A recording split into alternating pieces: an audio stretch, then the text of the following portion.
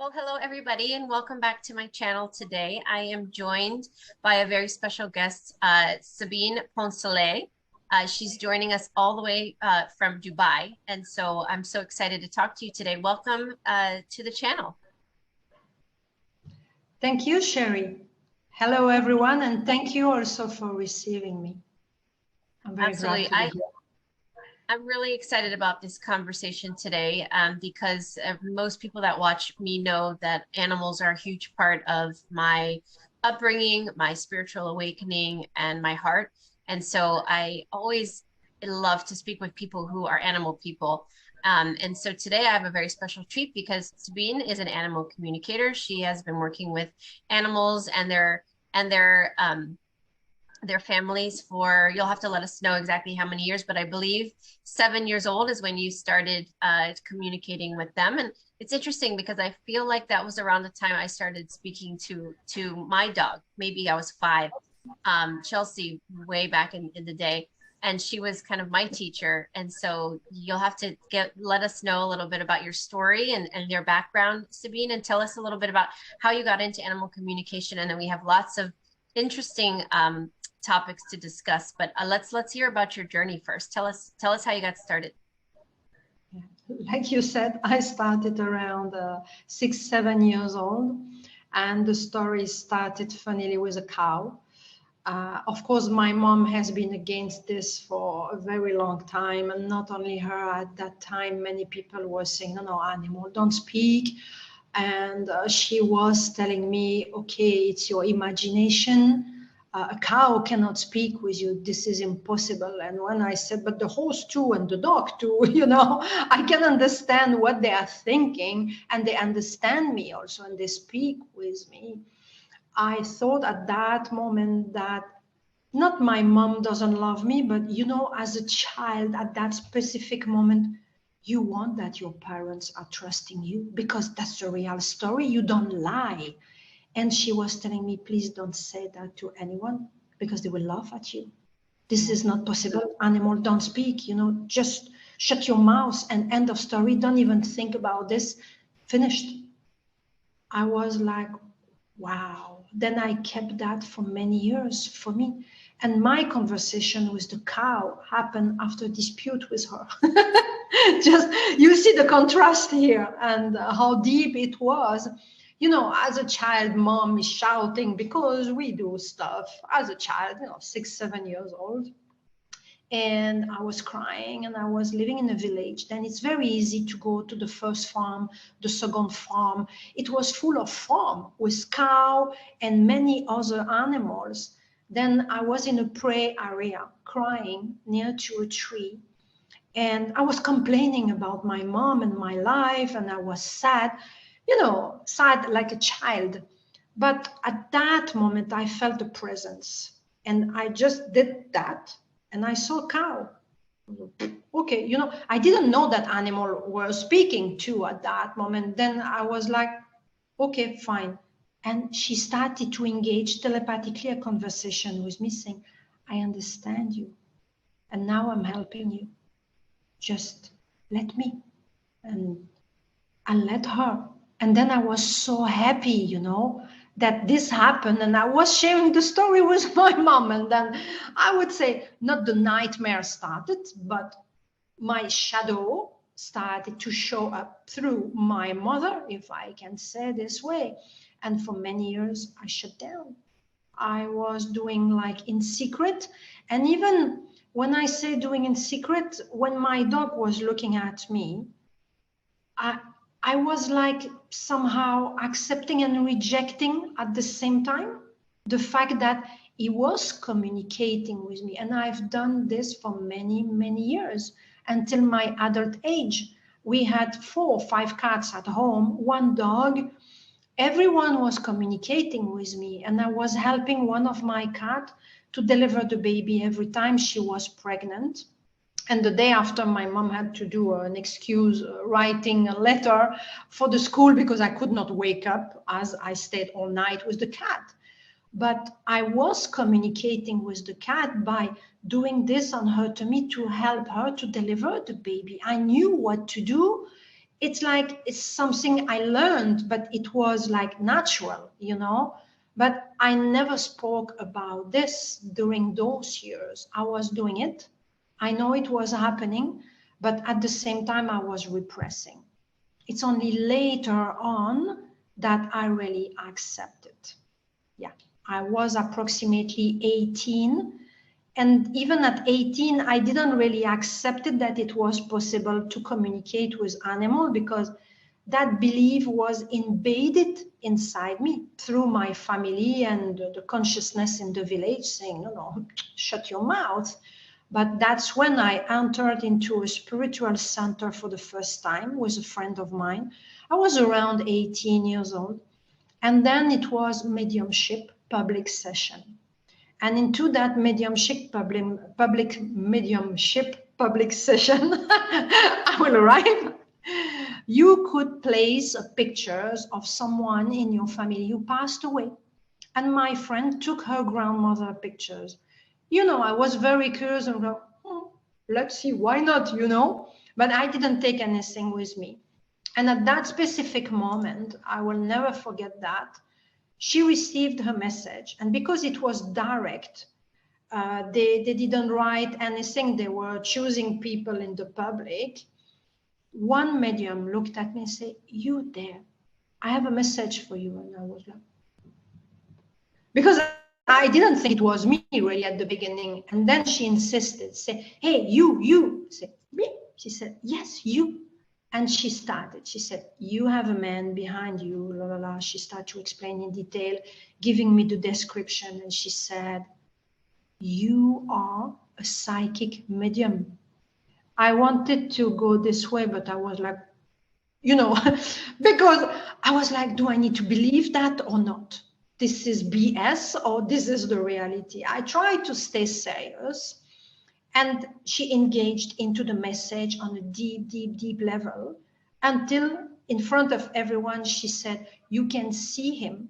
You saw him many times. He's coming every night near to your bed since you are 7 years old. And I was like, oh, okay. It was my grandfather. When he died, he started to visit me. And that's the moment also when I started to see things and communicate on a different level. Then she started to give me detail and she said, Sabine, we give course here. We are an association. I would like that you come because you really have this already developed. You just need to be guided and do it with us. Okay, and that was like the full awakening for me on that level. But still like, can I believe? Yes, no, I was still half-heart. But I took the lead and I said, okay, next Friday I'm coming and I will try. And the first course was doing telepathy with your neighbors on the next chair. Was going like this. And she said it's 2 years course. And then you can practice with us on the podium. After 6 months, I was with them on the podium, taking pictures like this and delivering message. It was normal, but I was still blocked with animal. They didn't practice on animal there. They didn't deliver any message from animals. It was only people who passed away. But then I was still in full repression somehow because the belief was still very present. Yes, I can communicate with people who passed away. I can communicate with anyone, you know. I can even do healing. That's possible, but not with animals because that belief became so strong that it was impossible for me to come back again and start. And it's in Dubai. One friend of mine who told me, Sabine, why you don't do animal? I was like, excuse me. Yeah, why you don't do animal? And I started to reconsider that. And I was like, yeah, I can try. Say, do you have a pictures of any animal you know? And she said, yes, let's try. Say, okay, go. And the message came like that. And that's when I took again the confidence back. And I could finally open that because it never disappeared. I just shut it down. And I was like, no, Ville doesn't exist anymore. And it came back that day. And from that day, I was like, yes, okay, I can do it. Yeah. think that's such a beautiful story, Sabine. Your journey, that can really help people listening because I think that what happened to you happens to all of us to some degree at some point. Yes. It's our limiting beliefs that are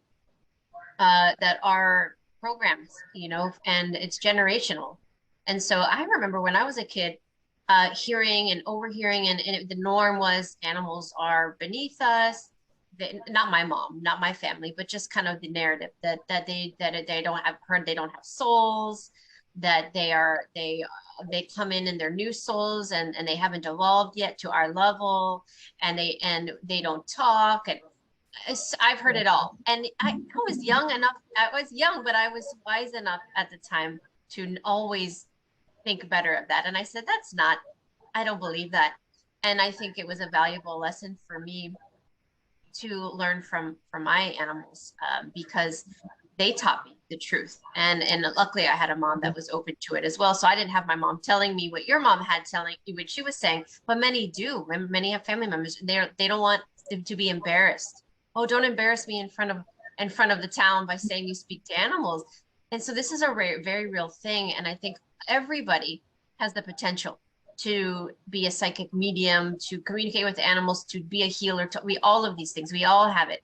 It needs to be unlocked. And right now, I think as a big part of our awakening, we're unlocking these parts of us, these aspects of ourselves that we have closed off. And it's such a beautiful thing to witness many people all over the world, which is why I think these conversations are so important, because we don't know who's listening to this today that will be inspired by what you're saying, with your story, or something that I have said. So I think it's beautiful to share.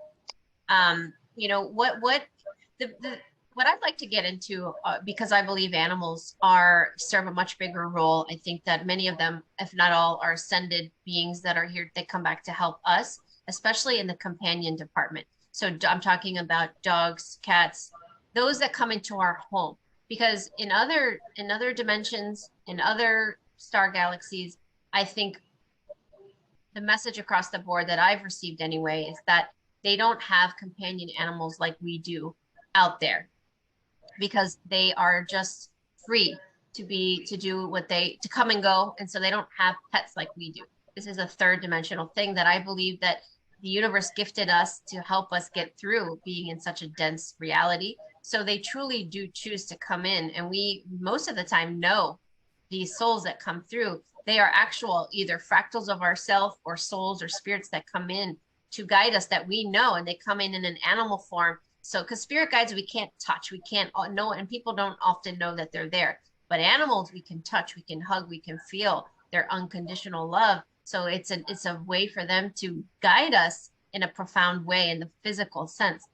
So I would love to get your take on the role that the animals, let's just speaking domestic right now, what they play in our life, and your experience in your sessions with people and their pets. Yeah. The role they play in our life is mainly support and giving us unconditional love.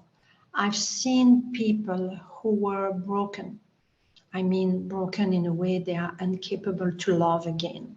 I'm speaking about love relationship. I've seen especially one man like that, who the heart was becoming like a stone. It's a protection. And he was incapable to go to any woman, I would say. Yes, they had the physical attraction, but from the moment he was feeling that he was developing feeling for that woman, back off. Back off, because his word was, I don't want to go back there again. I don't want to suffer again. One day, a dog entered in his life. That dog was 4 months, something like that, when she arrived. It was a female. That guy changed completely, because the dog has been capable to open his heart. And he said clearly, I'm in love with my dog. I discovered love, which is amazing. And I think they are the only beings, I mean, on this planet, excepted human, to be able to help us to open the heart. I think nobody on the human level would be able to open his heart. But with the dog, because the dog was into a different vessel, let's say like that, different shape, we accept in a different way. And this was already an amazing story for unconditional love. Why I'm mentioning unconditional love is because dogs, cats, horses, I've seen horses taking on the depression of the owner, losing kilos like the owner was losing kilos. And the vet came, the horse was fine. They don't find anything on that day when they come. Blood test is perfect, but the horse starts to become weaker, weaker, and weaker, at the point that it's not normal that the horse is losing 100 kilo in one shot like that, you know, and still eating normally. And it's when I've done the consultation for that horse that we discovered that. And I started to ask questions to the owner. Do you feel this also? Do you feel that also? Do you feel this also? Because I get from your horse this, and that. And I had all the list.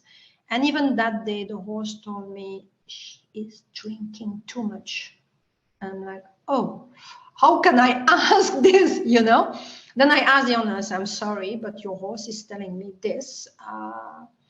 I'm not here to judge you, but he says it's too much because he's telling me it's not 1 or 2 glasses of wine per evening. And the person looked at me and she said, yeah, I'm in a difficult situation for the moment, and sometimes I'm finishing the bottle. But the horse was there to support that person, taking on the depression, taking on all the problem. At the point that he became sick, he was really mirroring the situation. And this is pure unconditional love, because she asked, she said, please, can you stop to take on my energy? I can heal alone. I promise you I will heal and I will do whatever I need to do. And he said, no, I'm here for you, and I'm here to help you to cope with the situation. Then whatever you are not able to cope with, I take on me, because I can cope with. I'm capable, and even if I have to die, that's not a problem. I will come back later. Even myself, I was like, oh, wow, this is big. But it was clear that's not a problem for them, because they don't have the same luggage as we have. We have to clear many things when we die, and before coming back, we have to clear all the stuff. Not them. They leave their body. Okay, I can incarnate, new body, not even to wait 1 month. They can come back directly if they want. In general, they choose do not to, because they want to support the owner. But that's showing the level of unconditional love they have. My cat did with me. I had an intrauterine device that has been misplaced, but I didn't feel I was doing my stuff normally. I felt a heaviness, but I was busy, and I was later on, you know, that's not important. It will disappear. You know, when you are stressed, how it is, you neglect a bit yourself, to be honest. My cat, since that moment when the intrauterine device moved, she was coming on my tummy all the time. And I was like, that's weird. She changed her place, because in general, she's here, you know, on my chest, or she's coming here. And one day she started to lose blood from her anus. I went to the vet, but I was still fine at that moment. I went to the vet. The vet explained to me what it is, etc. This is weird, you know. Anyway, we took the medicine. I followed the treatment. 2 days later, emergency at the hospital. I was bleeding and everything. I was full of infection. And they say, this is an emergency. We need to remove it now, because it entered into a part of the uterus, but it moved. And it's stuck between the cervix. I will not give the detail, but they had to give a treatment. And I was like, wow, my cat took on me. This is why I didn't feel bad. Yeah, I felt a heaviness, but not more. She was taking on her. That was amazing.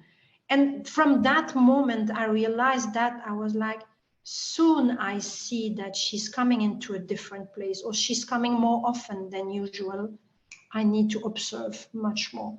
It was like not being the observer enough of what is going on for me. And you see, I'm an animal communicator, but I've made this mistake like everyone because I'm human before anything.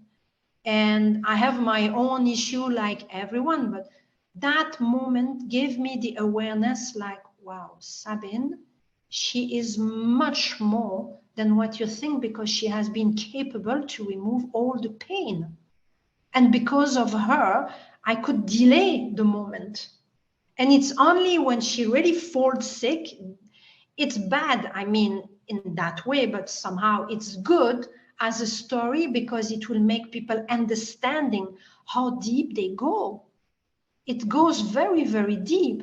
If she didn't fall sick, I think maybe she would continue to take on me and I would delay again and again and again. And I don't know where it would lead. Maybe she would die. You get the point? Well, I've been lucky in this way because she showed me the sign before for me to come back and say, wow, something is wrong here. If your cat is sick, meaning they have something somewhere. But I could not figure out. And since that day, every time she changed her behavior or she's changing the place where she's coming, when she's cuddling, I'm like, okay, scan. Scan your body and do a double check. They're amazing in this way. They truly are our greatest healers. I mean, they come in to be our guides or to help heal us, to absorb our emotions, our energy. And they do it so selflessly, like you said, because they're able to do that and they can pinpoint illness in our body. And I mean, I can give a million examples of clients that I've worked with in similar situations to show people, you know, that they they truly want to do that. And a lot of people say, oh, you know, they see their animal in pain and they feel guilt. And I say, you have to release that guilt because this animal came into your life to do this exact thing for you. And sometimes they want to die. They are willing, not want, but they are willing to die for it, like you said, because they can just pop right through and then they change your life and then they come back. I had a woman with 3 dogs and 2 of them died suddenly within a couple of months of each other with sudden illness. And one Great Dane developed a brain tumor like almost overnight. And she was like, why did they leave me so quickly? And the craziest thing is this woman was about to develop a planned part of her life, a cardiac issue where she was going to need open heart surgery and she was going to need to be hospitalized basically off and on for years. It was going to be a big thing, but it was part of her life plan. And those animals told me that they had to go because her life was about to change and they would be a burden on her. And so they needed to leave, but they would come back. So sometimes they leave for other reasons, not just health. They just chose to leave quickly with quick health, health diseases so that their death would be quick and easy for the owner. And they do so many things for us to help us to rebalance. They'll lick your ears if you have a lot of going on in the head, a lot of thought, a lot of worry, a lot of anger. They'll like if the cats will lay on your tummy to help with balancing that area of the body. They always find a way to heal you, to absorb your energy, and it's such a beautiful and profound relationship that we have with them. They're always communicating with us on some level. And so I think that this is a great conversation because I want people to know that yes, animals do take on our illness. Yes, they do take on our emotions, but it's part of their purpose. That's why they're here to guide us, to help us heal. And it's such a beautiful thing. I want to get into behavioral issues as well because we spoke about the health issues and disease that they can carry for us. There are also behavioral issues that they mirror for us that I want to get into as well. And perhaps you can share some of your experience because I did animal communication for a while in animal healing, and I retired from that simply because of the fact that over and over, almost 100% of the time, the animal told me that their owner was the one that needed help. They were depressed, angry, like you mentioned. And I said, you know what? I think I need to start working with people. And the animals helped me transition into working with people where I had previously resisted. And I realized, well, if I could help the people, we can help the animals. And that's what motivated me to go in to start working with people. And so a lot of the times the animals reflect our, entities that we have, our challenges, our anger. So tell me some examples. Well, first of all, I'd love to hear your opinion on that, but also, do you have any examples of clients that you've worked with similar circumstances where their animals modeled their behavior and had behavioral issues, but really it was them that needed the help? Oh, yes, I have many examples like that. And I agree totally with you that that is really what is happening. And I can say I started with animal at the beginning here in Dubai because my story is that I worked for 18 years in finance, rejecting what I'm doing now, to be honest with you. And then I had to shift because that was the moment to embrace my passion, let's say like that, and my calling. But when I started to embrace my calling, I wanted to work with animal only at the beginning because I was like, wow, my gift is there, I can do with animal. It's full of horses here. And that was amazing. But I discovered very, very fast that people wanted me to fix the animal because the way how I started, it's not as an animal communicator. I was a bit shy to share that in this story because I was not sure they're open enough, etc. Then I was like, okay, let's go slowly. And I just offered energy healing for animal. That's it. But of course, people saw directly that I was doing much more than that. And they were open to this. But my issue with those people were that I fixed the animal. They wanted me to fix the animal. The animal is healing. The animal is better. And I had a case with one cat. 3 months. The cat is like, wow, very calm, amazing health. The owner is very happy. 3 months later, she is calling me back. Sabine, my cat is back to the same level. And I'm like, how come? How come the cat was fine for 3 months, And that's how I learned also myself that people are transferring without realizing the issue, and the animal is behaving exactly like the human. Then the person called me back saying my cat is back to the same stage, full of anxiety. Also, the cat was aggressive, and the cat has the tendency at that moment to bite specifically on the calf area, mainly, and attacking each and every one on the calf area. It was like the cat was switching from a moment, I'm very calm, I'm loving, you cuddling me, and poof, very aggressive in half a second. At that moment, because this was a repetitive patterns from the human that she didn't see. The cat was like the mirror for her. She didn't see that. When I felt it was the moment, because I was going too often, first time 3 months delay, the cat is fine, 2 months, then 1 month. And I said, listen, we have an issue here. That's not your cat who needs to be fixed, because I'm afraid that your cat is just mirroring what is going on in your life. And I said to her, I'm really sorry to enter in your private life. I really felt she was like closed, And also because of the culture, that one was belonging to a culture where they don't have the habit to speak about them. Even if everything is wrong, everything is fine. And you are fine, you smile, Then I said, listen, I'm not here to judge you. But now I know perfectly well that your cat is your mirror, nothing else. Because remember 3 months ago, and I started to relate all the events and explain to her, remember I said that, remember this, remember that, because I record the session also. Then they cannot say I didn't say that. It's even easier for them because they can listen also after in case they forgot something. She started to cry and she says, Sabine, how can I do that? And I'm like, just open yourself. Open yourself for the healing. It's already the first step. And that's the moment where I started to heal the human and the animal. And then I was offering directly, not to heal the human, because I was called always for the animal. But I was taking that opportunity when I saw that the animal is behaving like the human and having exactly the same behavior. I was saying, look, this is happening. Maybe you need to think about this. And then people started slowly to open. First session. Then second session, they were like, oh, you know, my dog changed. I would like to try. What is it that you do? And that's Yeah. how I started.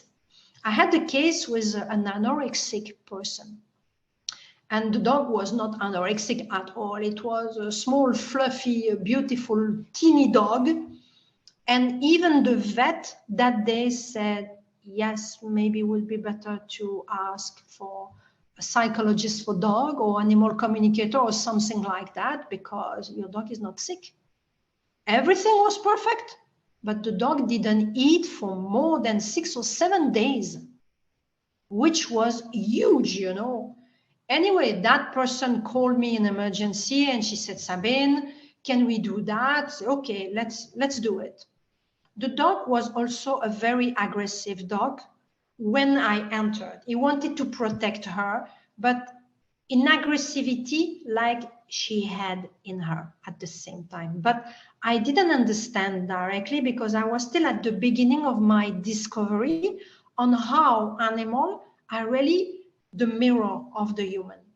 And this aggressivity I discovered only later on into the same session when she started to share her story. Because the session is starting in a way, my dog is not eating, he's aggressive, la la la. Okay. I started directly the healing on the dog before any communication because the dog was like closed. I was like, okay, you don't want to speak? Fine. I started to send the energy and then slowly the dog started to relax and I engaged the conversation with the dog slowly. It was exactly the woman was closed. You get the point, not open to any conversation.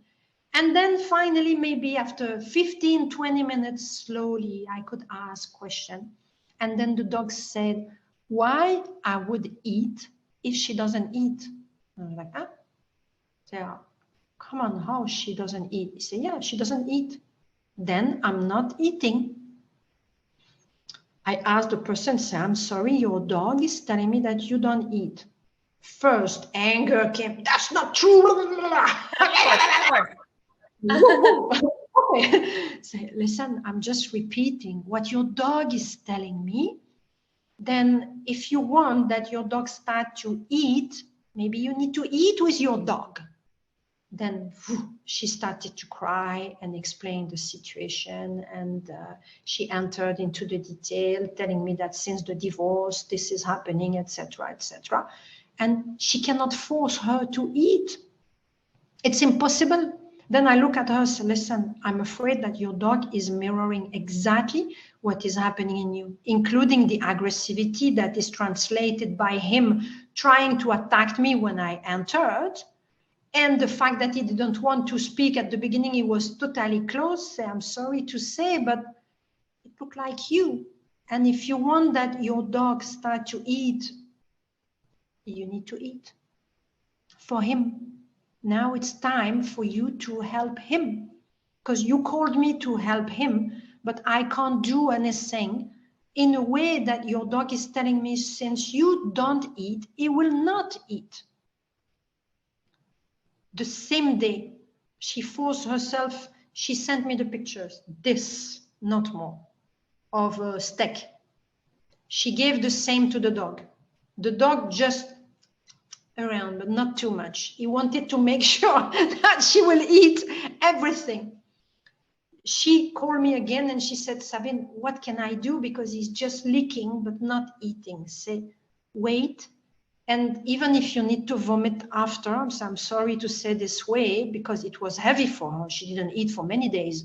Say, try again in front of your dog and speak with your dog and tell him, look, I'm eating and I would like that you do the same. For me, please eat. Look, I'm eating now and I promise you that I will eat all the time. Say, tell him this way, but be very open and speak with your heart. Give him the promise that you will eat. You will not just eat now and stop tomorrow. And she was like, oh, I really need to do that. I say, I'm afraid, yes, otherwise it will not work. Because the dog is not stupid, of course. Then she did that the day after the dog was eating. I never had to go back. She called me 1 month after. She says, Sabine, I don't know what you have done. I said, it's not me, it's you. It's you who finally released and opened yourself and you help your dog. That's it. Yeah, that's an amazing story because it ended up in a way that she healed at the same time. That's incredible. You know, had her dog not selflessly done that for her, she might have gotten ill or wouldn't have changed that behavior. So he had to show her what she was doing to herself, which is beautiful. They're so intelligent. They have so much wisdom and they understand everything we say. I talk to all of my pets like they're people and they understand me. Everything I say, they understand. So they are not beneath us. They're very intelligent and they communicate both telepathically, both energetically, and they understand our words. And so it's a beautiful synchronistic, relationship. Oh, that's beautiful. What about like entities? Because I had one client that their dog was aggressive to their child, and come to find out that the child was fine, but the child had entities that weren't attached to him, but were trying to attach or hanging around him. The child was a beautiful child, no behavioral issues. The child had no idea that there was an entity trying to mess with him, not consciously anyways. And the dog was trying to attack the entity that was trying to attack the child. And the owners perceived that as the dog was getting aggressive. And once the child had a clearing done and the house was cleared, the behavior changed, which I thought, man, this must happen all the time. So do you have experience with similar things? I mean, I think you and I could probably give a million stories for hours, but that was fascinating to me because I'm like, the dog is not attacking him. He's trying to get to the entity that's trying to get to him, because they're our greatest protectors as well. But the dog was, not realizing that he was hurting him. At least he wasn't trying to. What do you have any experiences like that? Yeah, I have 2 cases. One is with a big dog, and the other one is with a small dog, a Chihuahua one. The Chihuahua was the worst case I have seen, and luckily it was a Chihuahua. If it was a German Shepherd or a Bulldog or stuff like that, I think disaster would happen in the house because, of course, that's not the same things. A Chihuahua, if he's biting you or becoming aggressive or showing some behavior of really weird stuff, it's still a Chihuahua. You can control somehow. The story happened 2 years ago exactly, and I remember end of the year I did a session on the person. It was nothing about the dog. It was for the person, but the dog started to be sick. That person was, that's difficult to explain, but this person was working on others, okay? Let's say holistic therapies. I'm suspecting that the person was doing much more than that, but we didn't enter in detail. The situation was that after, and I have to say the name, Draco, was into the room where that person was doing holistic therapies, that dog started to show sign of mental disease, okay? Time passed. Finally, I started a session on the dog. I did light language to help the dog. It helped the dog to release, and I said to the person, listen, your dog has taken not an entity on the human level, but took this because you have few on you. We did a deeper session. The person was half open, half closed. That was really a weird case, the weirdest I had in my life. And I started also to be too much involved in that session because it went very deep on many, many different levels. That person one day said, I want to change. I want to be a better person. I know my past. I know what I have done. We were speaking about past life. That person is highly psychic. And I remember that one said to me, I want to end all the contract with them. I know they are after me. It's like a mafia because they were chasing her like the mafia. And I explained to her why this is happening, etc., etc. I will not enter in detail here.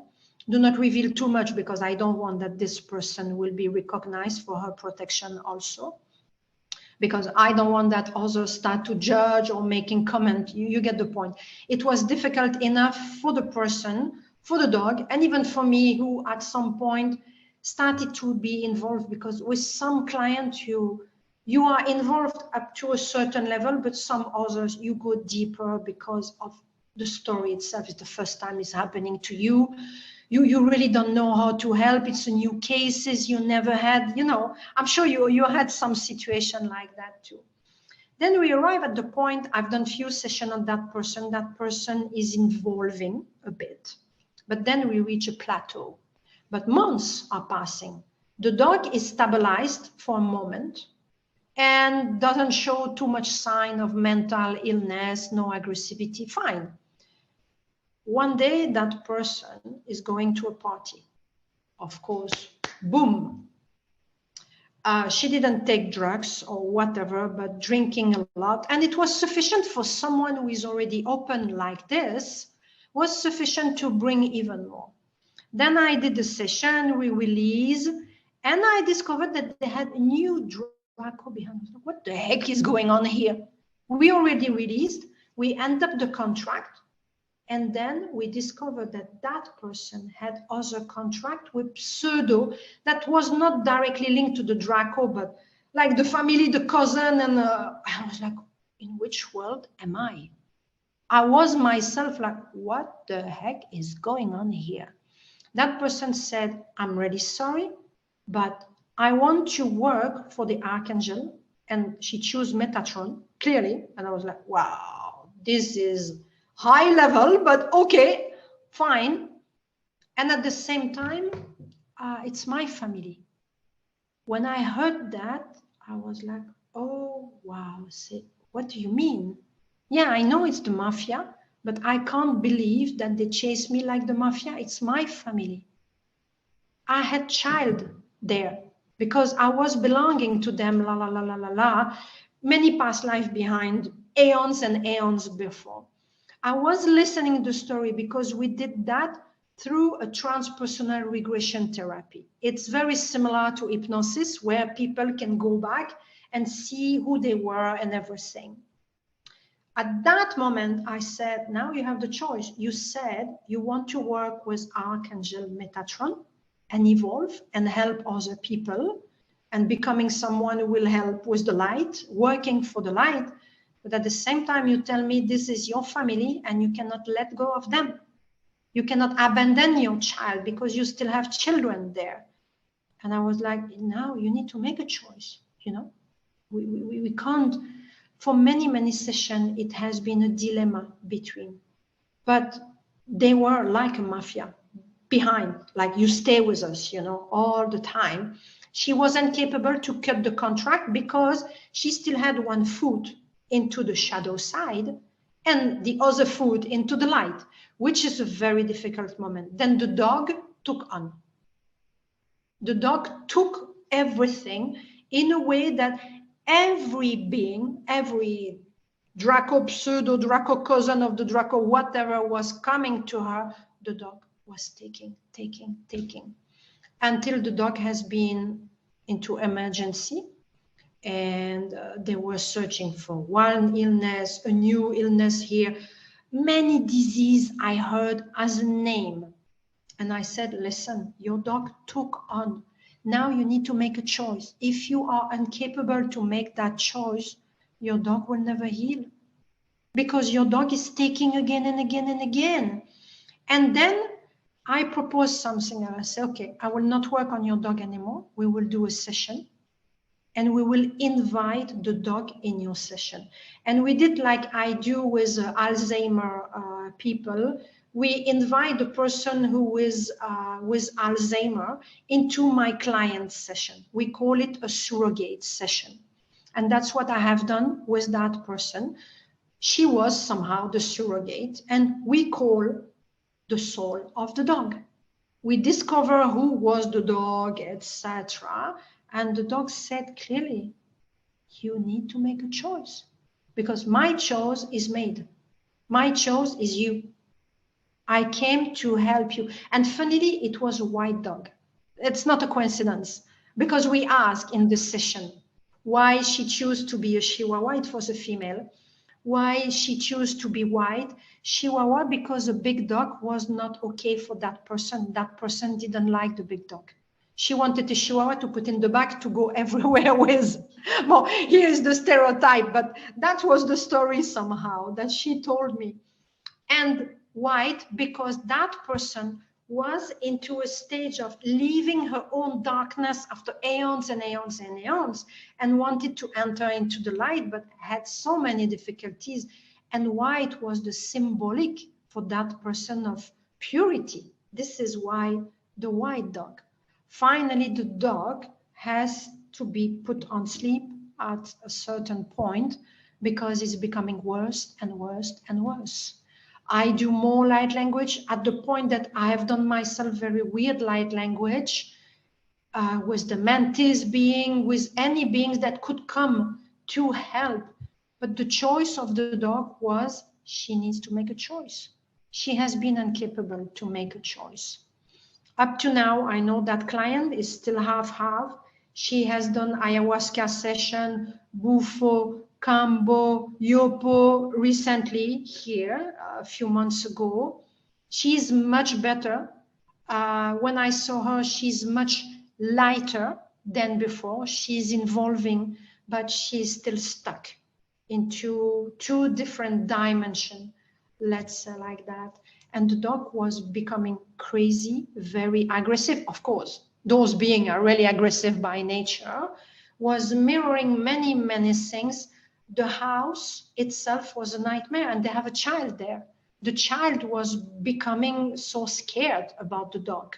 This situation was impossible at the end. This was the biggest and I would say the most horrible one, even for me, because that was the first time that I had a case like that. The other case was with a big dog, and the owner has been beaten really badly by this dog. It's a German Shepherd. And I saw the dog before the dog attacked that person for the second time. And when I saw the dog told me that he was seeing something above him. And this something was very bad. For me, it was an entity when I asked my guides, because the dog was, how can I say? It was a rescue dog, 3 different owners before my client. The dog was not settled. The dog mentally was really disturbed because of all the trauma he passed by. But when I looked into the eyes of the dog has not been aggressive with me. And I put my nose to his nose because I felt I was okay to do it. And I said to the dog, why did you do that? He said, I don't know. I snapped. I lost my mind. I was not myself. And then we went deeper into the conversation. And I realized that my client was full of anger, but anger deeply repressed, deeply buried inside, that the dog was taking and mirroring at the same time. But my client was also full of entities, meaning the dog didn't know how to deal with the situation at the end of the day. And when I saw the dog the first time, I didn't see the dog after, because he gave the dog to someone else, because he started to bite him again. When I saw the dog, I said to that client, I'm really sorry, but when I ask your dog if he can manage, if it's possible that he doesn't become aggressive like that and he doesn't bite anymore, because that was the question of my client, the dog said, listen, I lose my mind, and I don't know when this is happening. I lose my mind in general when I feel the anger coming too high. And what was it? My client? Because my client had, how we call it in English, when your tension is going too high? Hypotension? No, hyper. I don't remember the name in English anyway. Then that client, and I could feel also inside me, because I feel everything. When my client was speaking with me and the anger was coming up, even myself, I felt like I'm constricted here. I could not think anymore. And that's what the dog was making me feel at the same time, to make me understand, connect with him now, and you will feel the same. That conversation was interesting in a way that it was clear the dog is just mirroring what is happening. Snap, I lose my mind. I don't know what happened. It was a blank moment, but that was what's happening into the client. He became blank because the anger is so strong. You can't think, you can't see anything. You become blank. Plus all the entities that were around. I'm not telling you the result. One day he sent me a video. I was like, oh my God. He said, I'm waiting for the ambulance. And when I asked the dog, can you manage? He said, I can't promise that because I lose the control. And that's what happened. The dog lost the control because the owner lost the control. It's a very sad story, but that's unfortunately a reality when dogs are biting, especially big dog, because when a small dog is biting you, nobody's complaining, weirdly, because they are small. But when it's a big one, the damage is bigger. And people are concerned about this, but very rarely they think about what is happening inside me, what type of emotion I have buried that my dog knows I have buried and just mirror. What type of anger, or what is the level of my anger that I'm repressing, that my dog is showing me so much aggressivity now. Nobody is thinking about this. Never anyone, I mean, in my client told me, you know, I understood that. Yeah, they understood when it's too late, unfortunately. I mean, gosh, what you said is so it's devastating, but it happens. It does happen a lot, and you know, hypertension Yeah. is the word that you were thinking of. I was on mute, so I didn't realize that you couldn't hear me. And you know, the breed that you choose is important as well. You know, if you're the type of person that is dealing with anger, extreme anger, or maybe you don't like people, and now your dog doesn't like people because you don't like people, and then you have a Doberman. Oh my gosh, don't take that Doberman outside because he's going to attack people. So you know, who you choose to have around you is important as well, the breed, because sometimes they have natural instincts that's why that dog couldn't said, I don't know if I can control it because he chose to come in for whatever reason as a German Shepherd. So his instincts come through as a protector, and he was unable to control his reaction. So the breed of the animal really does play a role, because sometimes if for example, the German Shepherd that you were speaking of, you know, his instincts came come over him when he was feeling that anger and that rage. His instincts take over at that point, because at the end of the day, he is still an animal, and so he wasn't able to. At least he was able to admit that he couldn't control his emotions. So the breed that we choose is very important. And an interesting thing that you said too, we chose. Well, our animals choose us a lot of times without us realizing it. And I chose to have a golden retriever for as a therapy animal, because we're going to use her at our center for children to work as a therapy dog. And so it's interesting because golden retriever popped in my mind because of the breed. You know, they're very gentle, they're fully in service, they don't have a lot of behavioral issues, etc. And I thought this is the perfect dog. So I went looking, and the white ones kept popping up. And I didn't even know that there were white golden retrievers. I've seen Labradors that are white, but they're kind of rare. And and everything was white, white, white. And I was like, well, I think the golden ones are cute. I wanted a golden one. You know, I wasn't thinking about it. Anyways, long story short, everything was white, and now I have a white one, and it worked out. And when you said that, I said, That's the exact message that she gave me when you mentioned about the Chihuahua choosing to be white for purity and all in tranquility. And my dog Luna told me the same thing, and we named her Luna after the moon and her being white. And I said she's pure. She's a pure soul coming as an angelic energy to work with children to help them through their work through their emotions. And that's why she wanted to be white. So she kept showing me white, white, white. So they can choose their color, they can choose a lot of different variations. So I wanted to share that because you mentioned how she had chose to be a Chihuahua and she chose to be white because they do that for a reason. Yeah, yeah, Yeah. yeah, yeah. Right.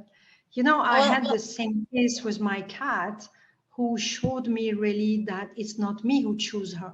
I saw an ad on Facebook when I adopted her. I was searching a cat for adoption to rescue one. Okay. And here we have many associations where they rescue the animal, they nurture them, they keep them in a foster home, and then you can adopt them. I went to see her. She was in a villa in a room with many other cats, and they said we rescue her in the street. She was with 7 babies, only 2 survived. Look, the nice kitten, you can take the kitten if you want. Say, no, I want the mom. And I was like, well, kitten are nice, but no, I want the mom. I saw the pictures of the mom, but they say, you know, sometimes you see pictures, you can change your mind, which is true. It's happening often. And I was like, no, I want the mom. And I looked at her and they say her name is Lucy. I say, okay.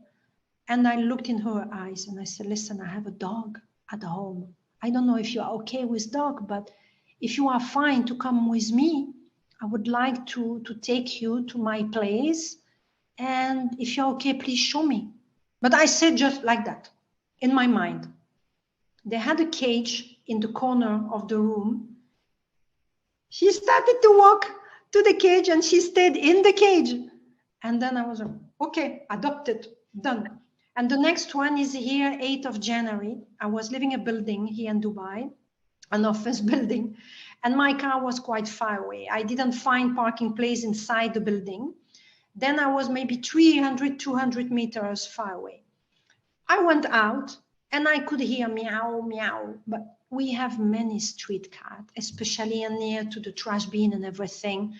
And I was like, okay, this is very common. And I'm smiling, I play a bit, but when you want to take them, they run away, you know, they are street cat. I start to walk and he was behind, meow, meow, meow, meow. Okay. I arrived at the car and I looked at him and I say, hey guy, I'm sorry, but either you come in the car and then, okay, maybe. I was myself doubting. Or bye, because I was telling him, you know, every cat I'm trying to take in my arms, you run away, then you will do the same. I said like that in my mind to him. And I was sure that he will run away when I will try to take him, because that's what they do all the time. I opened the door of the car and I said, you want to come? I took him, put on the seat. He went directly to the passenger seat. He was like that. I was like, oh my God, I've never seen that. Especially a cat in the car. Say, okay, we have 40 minutes drive. Let's go.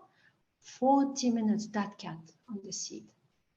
Since that day, that cat is with me on my knee when I'm driving. He's not in a cage. He's like a Formula One pilot. I don't know what, but believe me, he's on my knees and he's purring, he's doing everything, but I can drive without any problem. This is a proof they choose you. Yeah. yes, absolutely. Yes, absolutely.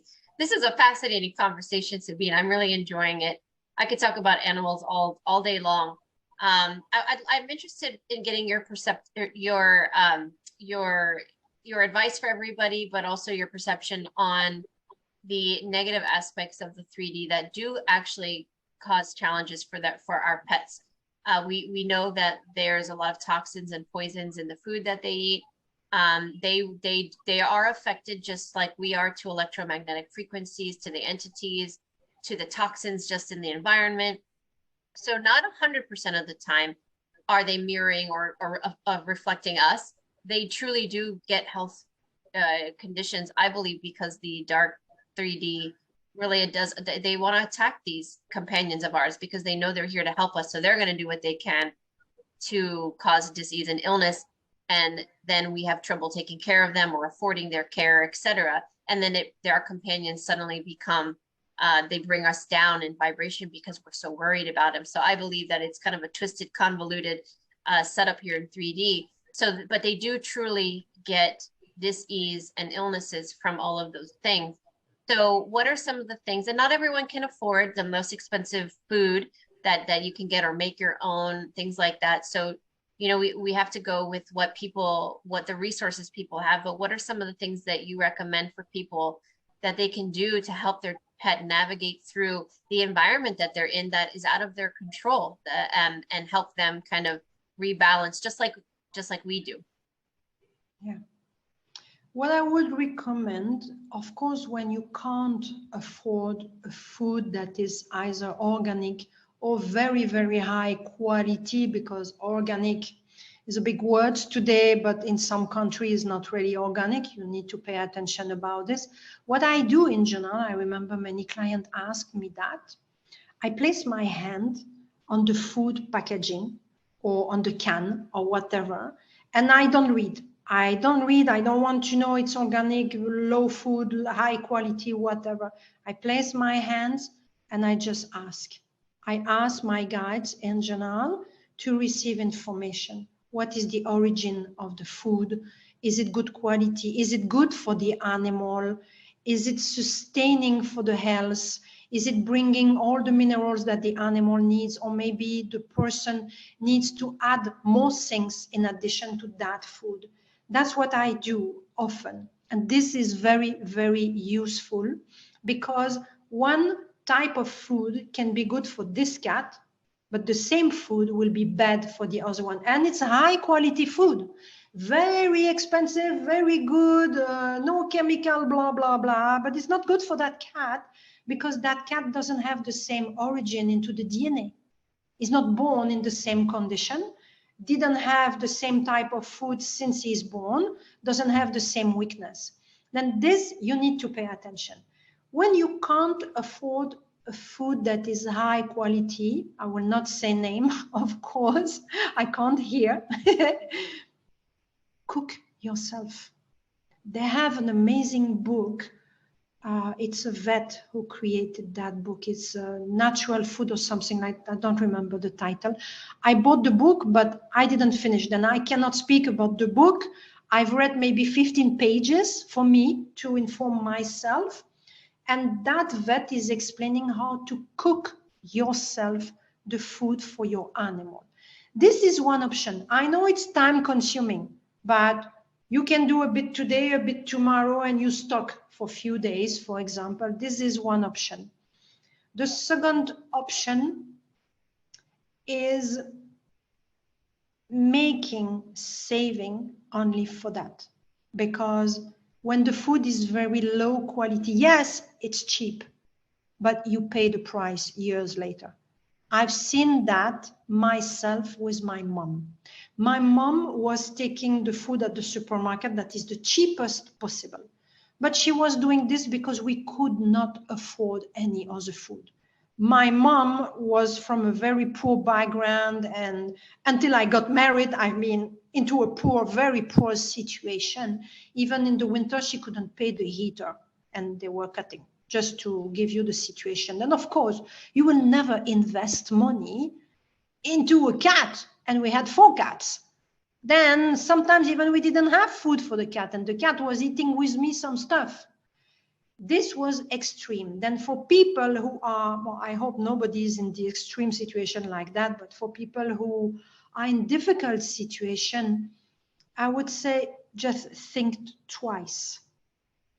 Use that food for a very short time, because she did for many years. Yes, she didn't have the choice, and she didn't think that would be better maybe to keep a bit of money on the side to give for the cat, or to give our food was better to instead of that food itself, because many years later all the cat has been sick.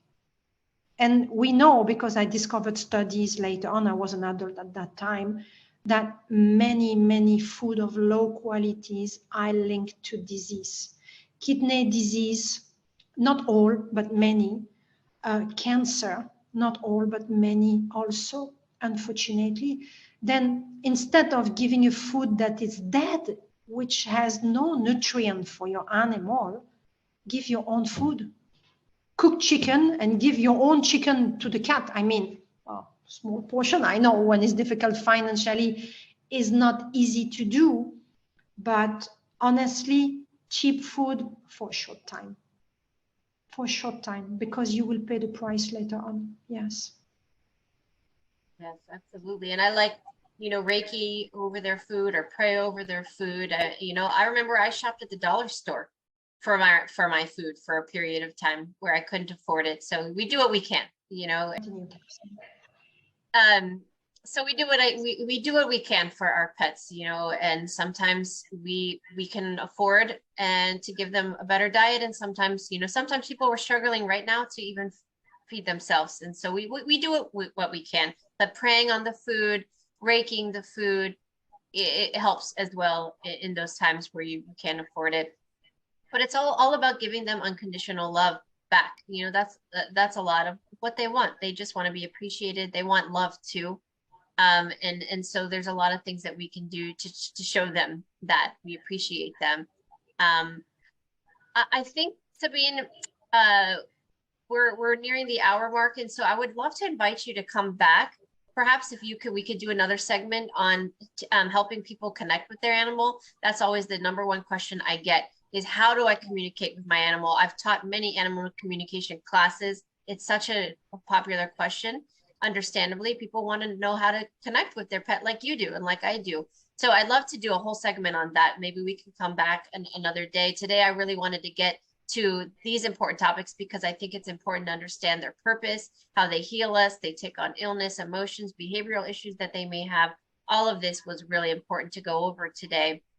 But I'd love to have you come back on if you're willing. Yeah, of course. Yeah, it would be a pleasure. It would be a real pleasure.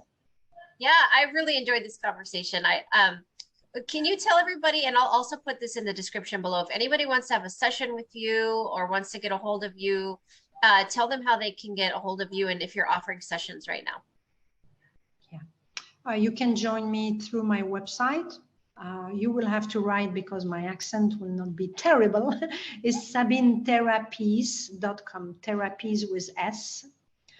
You can find me through my name, Sabine Poncelet, on Instagram, on Facebook, Twitter, LinkedIn, wherever you type my name, you will find me.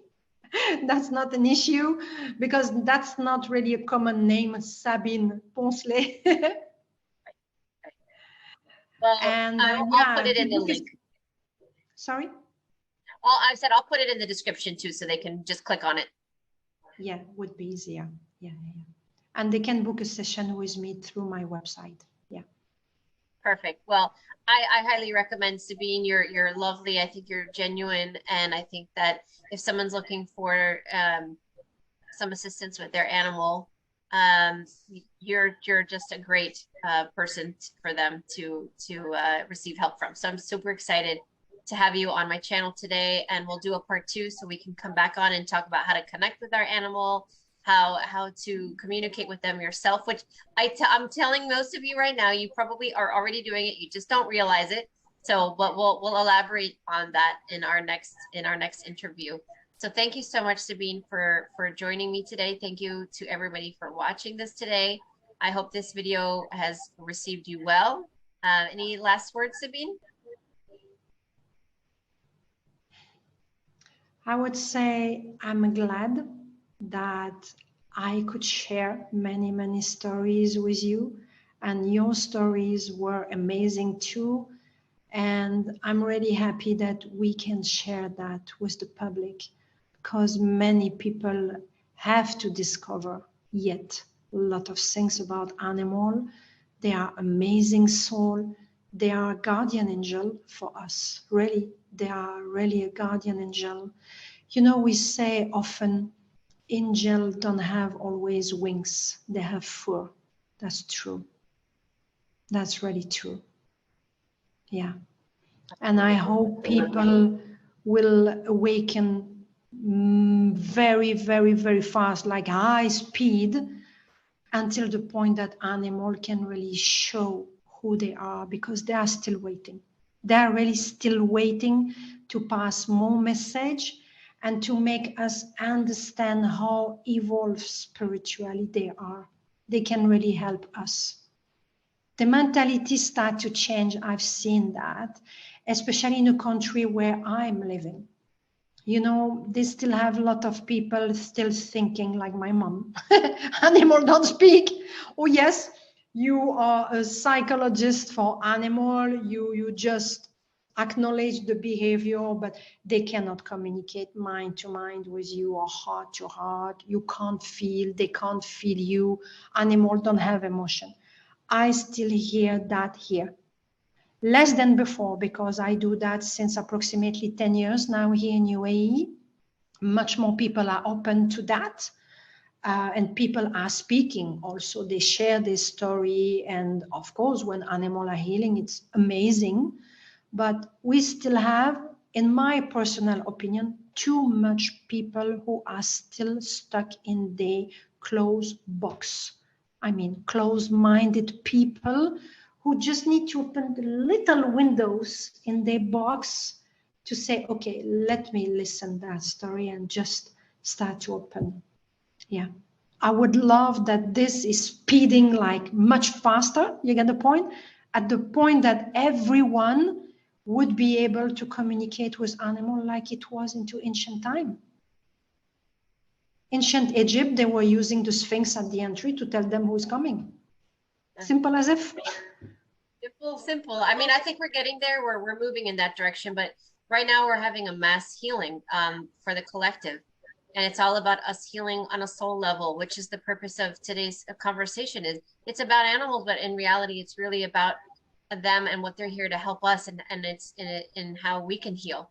So anybody watching this, I encourage you to, if your animals are showing you something, think about how it's reflecting within you, and and where you need to either begin your healing or continue your healing, because they're showing you something that's important. So I hope this video helps the people watching this, because it's really important message.